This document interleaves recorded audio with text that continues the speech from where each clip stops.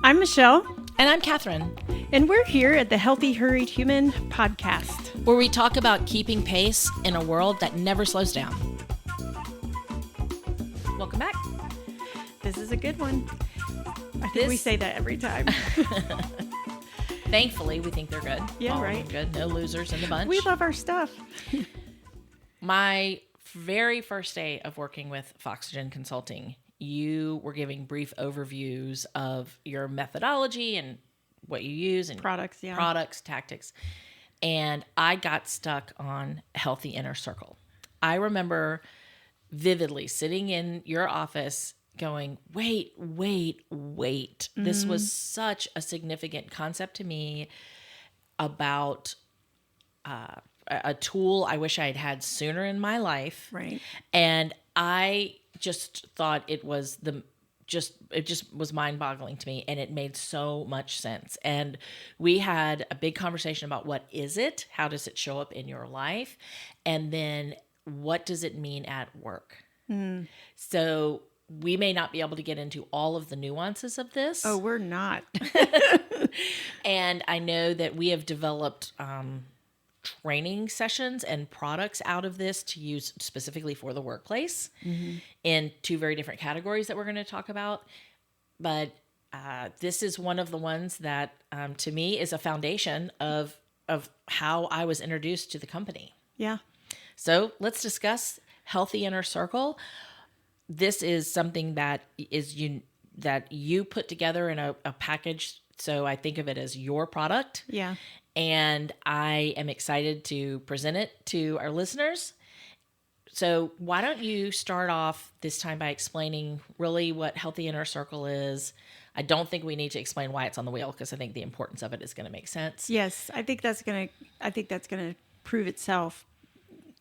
This one is my passion baby, because we're going to talk about it a little bit later in this episode, where it came from. But this is mine. So if you're listening and you think inner circle, we've heard that term before. People have talked about inner circle, and for various, your inner circle. I've heard it in, working at churches. Churches will talk about the inner circle of the church, or in organizations, who's in the inner circle, as far as like meaning who's in the boardroom, that kind of stuff. So you've heard the term inner circle, but the way we're going to talk about it today, I'm pretty sure it's going to be new to you as a listener. And so I want to dive in, and I want to start with some analogies. We're just going to say this episode's probably going to be heavy on Michelle's voice today. So we're going to dive in, and I just want to give some examples and help everyone kind of picture a relationship or a person that they know that fits kind of the description. So everybody probably has that one person that you like to call because something good has happened or something not so good has happened, but like an extreme thing. I got to call, my mom, my sister, my best friend, or, maybe it's a sibling, but it's that person that you've got to call, but they're also the person that you want to tell them this, but you feel like you have to put kind of parentheses around it and say, I'm just telling you this. I do not want advice. I do not need you to just shoot whatever comes to your, because they're going to just be real direct and honest with you. And they're, that's important to them, that they give you that honesty first. And you have to say, I want to tell you this news, but filter yourself, right? So there's that person in our life. And then there's maybe that friend that you can call them and tell them anything, also good or bad, and they are going to just say the best things to you. They just are encouraging. They love you. They cheer you on. But sometimes you have that question in the back of your mind. Would they really tell me I look fat in this dress if I asked? Or are they really going to tell me truthfully? Do they feel they can? But I love them so much because they make me feel good. Okay, so there's that. That's a second type of relationship that we have. And the third person is, I have a couple of friends that come to mind when I think about this. I love being around them.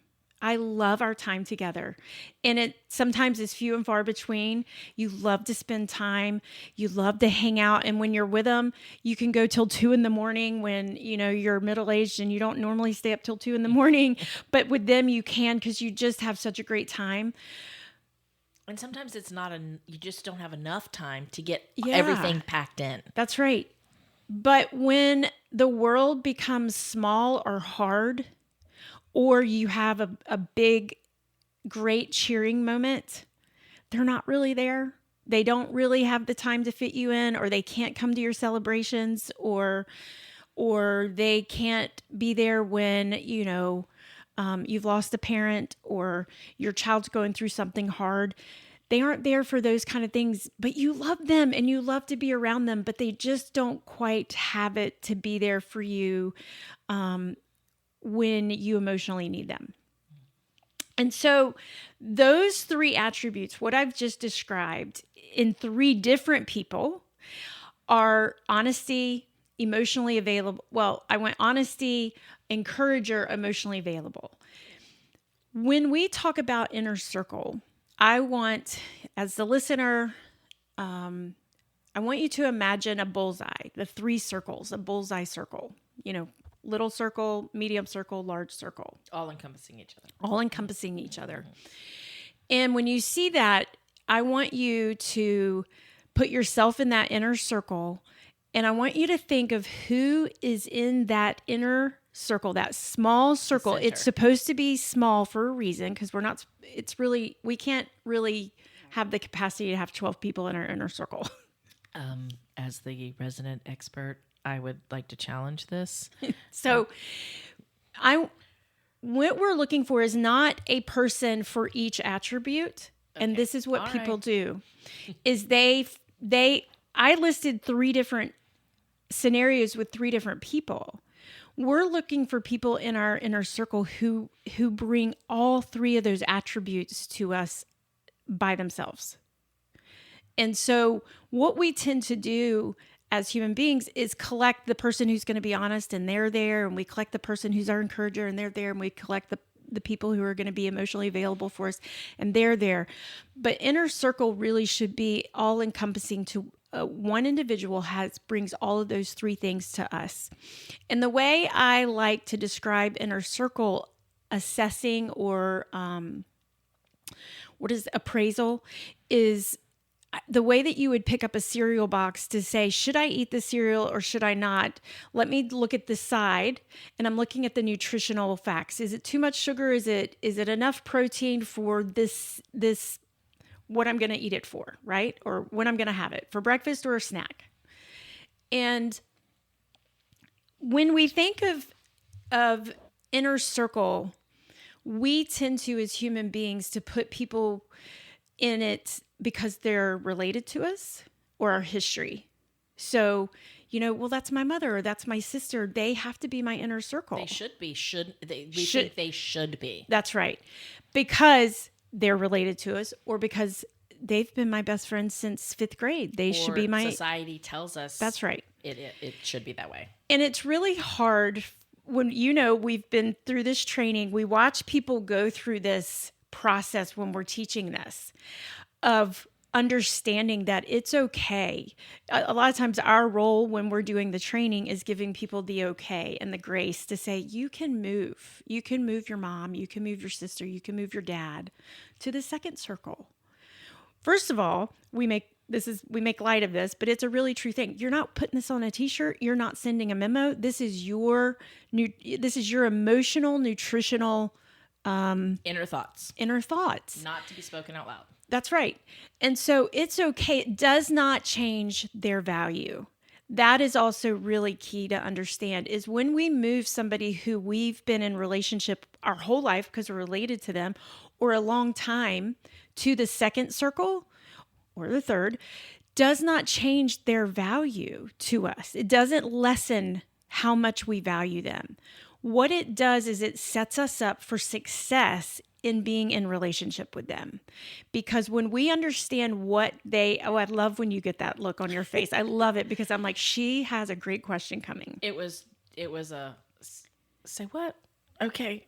keep talking. What did I say, by the way? Well, I agree with the setting up for success, but it helps us thrive in relationship with them. Mm-hmm. And I think we've talked about the bullseye, mm-hmm. and why didn't you name it like? Why don't you call it 3 tiers of relationship? Because really the inner circle is a particular relationship. Yes. And then like the next circle out is they maybe have 2 of the 3. And then the next level out may have 1 of the 3. Is that kind of what you're saying? I mean, that's a way to look at it. But the reason why I call this inner circle is because the inner circle is where we get our own nutritional value emotionally. So it's so easy for me to go to this analogy and help people understand, and it's eating and food, because we feed ourselves. We put food on our own plate when we're adults. And you may not realize it, but we all do it. We may ignore it. We don't go through a buffet, well, we shouldn't, and put 5 starches on there. We look at our plate. Now, we may make a choice to be like, I don't care. I'm at a buffet. But we look at it going, I'm going to need a protein in here. So this is going to make my blood sugar. So we have been raised in a society that actually one of the things they talk about is healthy food eating choices ad nauseum. And so we already know that. We know that. And then by the time we're in our middle age, we know how food makes us feel. We know it. We ignore it oftentimes, right? But we know, and we get to make that decision. And so I want this inner circle is the health of where we thrive for ourselves emotionally. Remember in, I think it was the last episode when we talked about relational thriving, mm-hmm. we talked about knowing our value. It's important that we know we have value with other people. But if we have the wrong people in our inner circle, we may incorrectly decide that we don't have value with somebody that we actually do, because we're not getting from them what we want and what we need from them. And so that's because they're in our inner circle. I can see on your face that I need to talk. I need to say that. I need to say it again. A different way. We may accuse in our mind somebody of not valuing us, not loving us, because they don't respond. They don't give us honesty when we need it. They don't give us emotional availability when we need it. And they don't encourage us when we need it, because in that moment, this is what I need from you, and they aren't giving it. And so we incorrectly assume they don't love me as much. They don't care about me because they're not giving me what I want. And it's not that. It's because they don't belong in your inner circle, because that's not who they are. And so we want from them. I love when you make that face too. I really think if you're not watching, this is the one you need to go watch. No, you don't. You don't need to. It's just me being mind blown. Mm-hmm. I'm being the mutual gaze mirror reflective for you. It's because that is such a big concept of it is okay for significant people in your life to not be in your inner circle, because what you're choosing in your inner circle is the healthiest, most supportive, soul-filling relationships. For you. In the times that you need it. This is why I say this, when you say this is your inner stuff, we're not putting it on on an email or a t-shirt or sending them, a TikTok about it, because this is for you. Just like I don't feel the need to tell people what I need to eat all day in order to feel good. I just do it. Right. So this is for you, and it is okay for you to have the people in your inner circle who are going to meet your needs that make you feel loved and feel valued. That's just the easiest way I think I can put it together. They are going to be your inner circle. I like to say that your inner circle is when you get a new job promotion, or you write a book, or you're starting a podcast. Something big in your life is great. Or you got a refund you weren't expecting. Right. Or you just got fired, your dog just died, or something terrible, something horrible has happened, or sad, really sad for you, those extremes in our life, who are the people, and this is part of the exercise, write down the 5 people you're calling first. Who are you reaching out to first? Not out of obligation, but that are going to be supportive to you. And in that, I like for people to kind of peel back the layers of why are they in there? Do you always feel that they show up the way you need them to? Oh, that's it. Yeah. The showing up part. The way you need them to. They show up for you the way you need them to. Yes. That's the key part of inner circle. Yep. It's really hard for me to I mean, I'm better at it now, of course, but the first time I heard this was to break off the normative, the what I think is supposed to be my counsel, right? Like we're talking like your counsel of people, and talk about a little bit about how sometimes they go in and out of that circle. So seasons of life, I always say it's fluid. The inner circle is fluid, because who was in my inner circle 10 years ago are not the same people who are in my inner circle now, because life changes, and whatever season we're in, sometimes it's, well, that person was in it because we were sharing small children together at the same time, or proximity sometimes is not necessary, but sometimes has a big part of inner circle.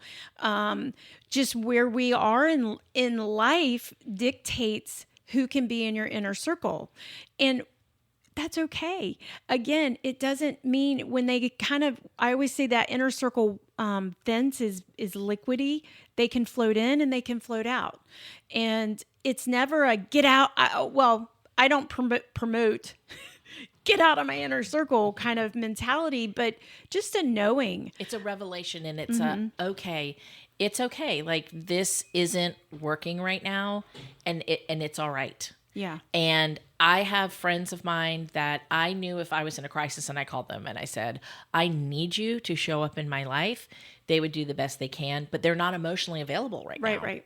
And so they don't have the third leg to stand on with this, but they're just barely in the second level, because they're still so vitally important to me, and they have shown up big, and I know how much that they love and care for me. They're just not emotionally available for me. And that was it was almost a relief, because then they weren't disappointing me. That's right. Or because I wasn't reaching out empty arms and feeling rejected or not seen. And they weren't wondering what they did. Because sometimes, not always, I think we can sense when people need things. And as the person on the other end, you're like, I feel like I let them down, or I feel like I disappointed them. I feel like I didn't show up the way that I feel like people can sense that. Women especially. I don't know so much that men, because men don't have quite the antenna that women have, but there's this sense of like, I don't know I feel like I let you down. I didn't give you what you need. Here's why it's important. And again, coming back to that, why is it inner circle? When we get that news, good, extreme bad, and we think, I want to call these people.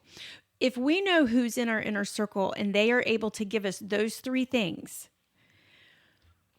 we can still also make a person who maybe is in our line, the 5 people we call, they can still be there, but we know to put them at number 5 or number 6. Oh, right. Because they're in the second circle, because I got what I needed first. So that when I show up or I come to you and all they can give me is their honesty, I'm okay, because I got the encouragement. I got the emotional availability. I got some honesty, even if I needed it. But now I'm ready for what I know you can only give me, which is you love to give me, the direct business-like honesty, or you can only give me the cheers and the encouragement when I really needed some emotional.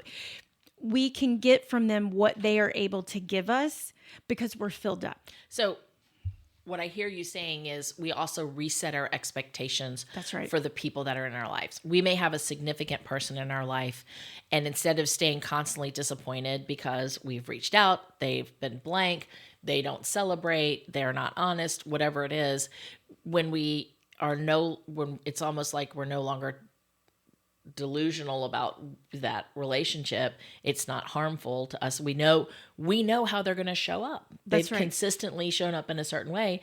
It's almost like a relief because you can. There's freedom in it. There's real freedom in allowing them to just be who they are to us, who they are as a person. And we give them the freedom to be that. And we're okay because we're not grabbing for more. So I know you have a personal analogy about this, but I feel like, do you want to talk about that personal analogy, or because I wanted to take it to a workplace. Yeah, What do you want we to can do? do that. Because I think one of the ways we've talked about this, about how does this show up in work, and we've got two different ways, because it's different when you're a leader. It's different than when you're on colleagues on a team. But this knowing, so much emphasis is put on, personality assessment, behavior assessments, which we're going to talk about in further episodes. But when you know how someone's going to react to you or what to expect from the people on your team, then it helps relieve a lot of the frustrations. Because, like, I told a story last episode about my boss being a big cheerleader for me, which was not his norm. And so I knew to hold that with me, because that was a one-off situation. Right. and that I needed to, like, take that as a win. But when we know how understanding who your colleagues are, how they communicate, how you want to be heard, like, it just relieves, it brings freedom, it relieves a lot of disappointment. And this is one of the ways in work That's right. that this helps. So we do, this because you do it with me. This is a product that we offer as a training to work in workspaces. It's really important, and it's a passion area for me, for people in leadership more so. It's great as a colleague. It's amazing as a manager or a leader, because this is where we offer the training to show the difference and to demonstrate and help bring understanding in the difference between authority and leadership.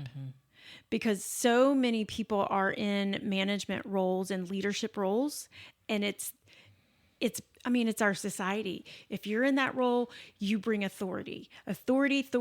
It's first, I'm not saying that that's not an element of it, but there is a real difference. And so I don't think workplaces quite understand how to train that yes, authority might be needed, but your leadership is more important. And so this training that we do in work, I think, helps make that a clear differential. And we talked about flipping it. That's right. We flip it. We flip it to say, are you being these roles to your team? Are you being these roles? But in work, there's an order to it. You know that. Do you think it's just in work? Because the order we put in work is, as a leader, you have to be what we call a big encourager, or your biggest cheerleader. That's what I like to call it. Your encourager or biggest cheerleader. And you have to be emotionally available, which means you have to take the time to let them sit with you and talk to you and to listen, actively listen. Mm-hmm. And if you're doing both of those, then the door's open for you to be honest. But if you're not doing one and two, then honesty comes across. A lot of times in work, and I think in what people, I'm using quotes, in leadership training, is they put more emphasis on honesty. I need to be direct with you. I need to be honest with you about, A, B, and C. And honesty is first, and being direct is first. And Honesty, you and I say that is not how it goes. That's not going to get your best results. It's not where you're going to see high productivity. You have to be an encourager, because being an encourager and being emotionally available builds trust. That's right. And when you build trust, then you have earned honesty. That's right. And so that's part of our training, is we talk about honesty in leadership has to be earned. You don't get it just because of your role or your title. You don't get to have that place in people's life. You will demonstrate it, people do, but you haven't earned it. And so when we bring this to work, this training to work, we flip the script, but we flip instead of, hey, what in Inner Circle personally, we're looking at how am I nutritionally being emotionally fed, right? In work, what am I giving? How am I providing? Because even if you're a colleague, you're still around people, and we are giving people part of ourself. And so am I giving people encouragement? Am I giving people emotional availability?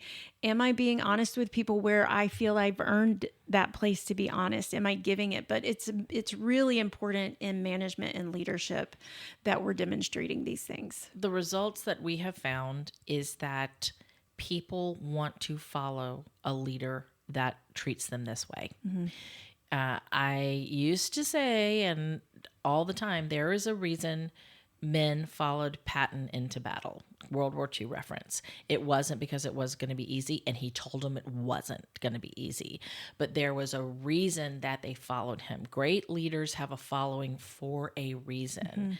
I've heard Simon Sinek and Marcus Buckingham use the same analogy about the difference between authority and leadership. And leaderships are the ones that they listen, they know the person on their left and their right, and they take time for them and they hear them.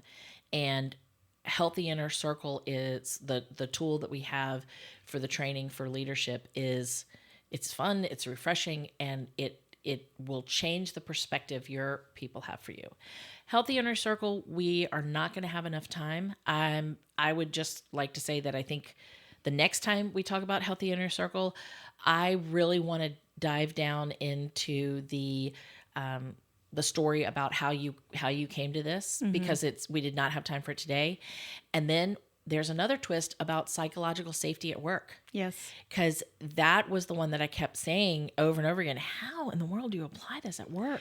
I'd really like to know if this resonates and hits our listeners. So if you're listening, give us feedback on this one, because it might impact how we do season 2, and maybe we will do we'll dedicate a couple, but I really want to know if it's resonating with our listeners like it does you and me, because we love it. So a takeaway is a book that I've brought to the table. It's called The Ideal Team Player. Patrick Lencioni produced this book. He's very prolific, has a number of great books out there, like 6 Types of Working Genius. But this one right here is a really great book about team dynamics, and actually has his own, Venn diagram of how they cross over in 3 different ways. And it's the one that I would suggest that if you want to do a deeper dive, not necessarily on Healthy Inner Circle, because Michelle has not written her book about it yet, this is a great one for work that I think is a great read to do for helping with strengthened communication and support across your team in the workplace. Thanks for listening. The Healthy Hurried Human podcast is presented by Foxygen Consulting. At Foxygen, we provide business and performance psychology and consulting. We believe healthier people make a healthier workplace. Foxygen Consulting, breathing new life into your organization.